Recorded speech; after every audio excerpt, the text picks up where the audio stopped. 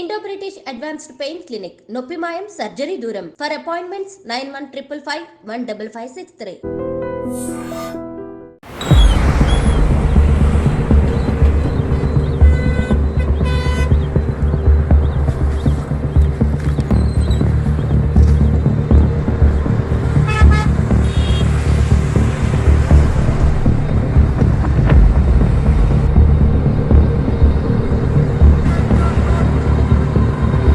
రాష్ట్ర ప్రభుత్వం ఎంతో ప్రతిష్టాత్మకంగా తీసుకున్నటువంటి కులగణన సర్వేకి సంబంధించి ఎప్పుడో కాంట్రవర్సీ నడుస్తున్నట్టే కనిపిస్తోంది. ఎందుకంటే కులగణనకు చాలామంది సహకరించట్లేదు, మేము ఎందుకని ఇన్ఫర్మేషన్ ఇవ్వాలి అనే వీడియోస్ చాలా వరకు బయటకు వస్తున్నాయి. ఇప్పుడు ఏకంగా కులగణనకు సంబంధించిన సర్వే ఏవైతే ఫామ్స్ ఉంటాయో అవి ఏకంగా రోడ్డు మీద కొన్ని వందల సంఖ్యలో పడి ఉన్నటువంటి కులగణన సర్వే పత్రాలు రోడ్డు మీద దర్శనమిచ్చేసరికి అందరూ షాక్ అయిపోయారు. ఇప్పుడు ఆ వీడియో పూర్తిగా వైరల్గా మారిపోయిన సిచ్యువేషన్ అయితే కనిపిస్తోంది. ఇది ఎక్కడ అంటే మేడ్చల్ అండ్ నిజామాబాద్ వెళ్ళే హైవే 44 మీద చాలా అంటే చాలా ఫామ్స్ రోడ్డు పక్కన పడిపోయి ఉన్నాయి.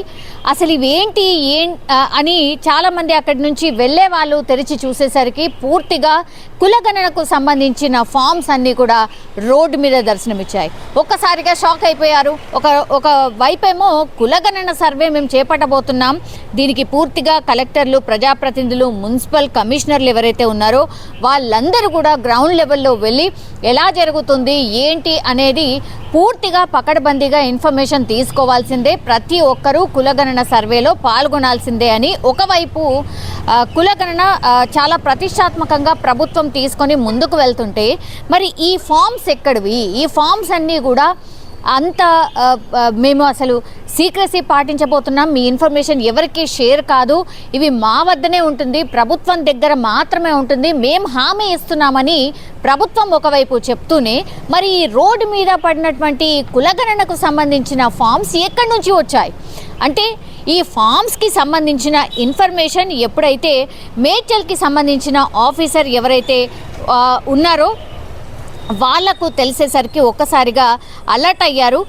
మున్సిపల్ కమిషనర్ నాగిరెడ్డి దృష్టికి ఈ విషయం తెలియగానే ఆయన అక్కడికి చేరుకోవడం అండ్ సిబ్బందితో రోడ్డుపై ఉన్నటువంటి ఫామ్స్ని అన్నిటినీ కూడా కలెక్ట్ చేసుకొని కార్లో ఎక్కించుకొని కార్లో తీసుకొని వెళ్ళి ఆఫీస్కి చేర్చడం ఇదంతా జరిగిపోయింది. కానీ గ్రౌండ్ లెవెల్లో వ్యతిరేకత వచ్చిన వారు పడేశారా ఇవేమైనా అంటే వ్యతిరేకత ఎవరైతే మేము ఇవ్వము అన్నటువంటి ఇన్ఫర్మేషన్ ఎవరైతే చెప్తున్నారో వాళ్ళు మరి ఫామ్స్ తీసేసుకొని ఏ ఇన్ఫర్మేషన్ ఇవ్వకుండా వాళ్ళ దగ్గరనే ఉంచేసుకున్నారా, అవన్నీ కూడా అట్లా రోడ్డు మీద పడేశారా అనేది ఇంకోటి కూడా క్వశ్చన్ రైజ్ అవుతోంది.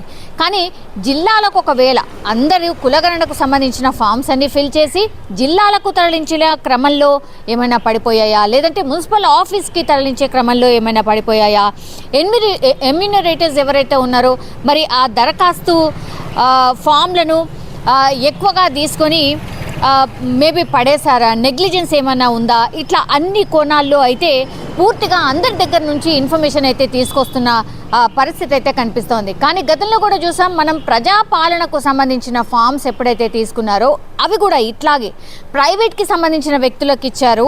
పూర్తిగా వాళ్ళు అసలు ఎంత నెగ్లిజెన్స్గా చూపెట్టారు. రోడ్డు పైన అప్పుడు కూడా ఇలాంటి ఫామ్సే దర్శనమిచ్చాయి. ద సేమ్ సీన్ ఇప్పుడు కూడా రిపీట్ అవుతుంది. కులగణన సర్వేకు సంబంధించిన ఫామ్స్ కూడా ఇప్పుడు రోడ్డు మీద దర్శనమిస్తున్నాయి. మరి దీనికి ఆన్సరబుల్ ఎవరు తప్పు చేసినా సరే ఇట్లా ఈ ఇన్ఫర్మేషన్ అంతా కూడా ఎవరైతే అంటే ఆల్మోస్ట్ ఇంకా ఫ్యామిలీకి సంబంధించిన ఇన్ఫర్మేషన్, మీ కులమేంటి, ఎవ్రీథింగ్ ఆ కులగణన సర్వేలో మొత్తం రాయాల్సి ఉంటుంది. ఆ ఇన్ఫర్మేషన్ మొత్తం ఇంత నెగ్లిజెన్స్గా ఇట్లా రోడ్డుపై పడిపోయి ఉంటే మరి దీనికి ఎవరు బాధ్యులు? ఈ ఇన్ఫర్మేషన్ అంతా కూడా బయటికి వెళ్ళిపోతే మరి ఎవరైతే ఆ పేర్లు కానీ వాళ్ళ ఇన్ఫర్మేషన్ ఎవరైతే ఇచ్చారో వాళ్ళ పరిస్థితి ఏంటి? ఇప్పటికే నేరాలు భయంకరంగా పెరిగిపోయాయి, సైబర్ నేరాలు చాలా జరుగుతున్నాయి.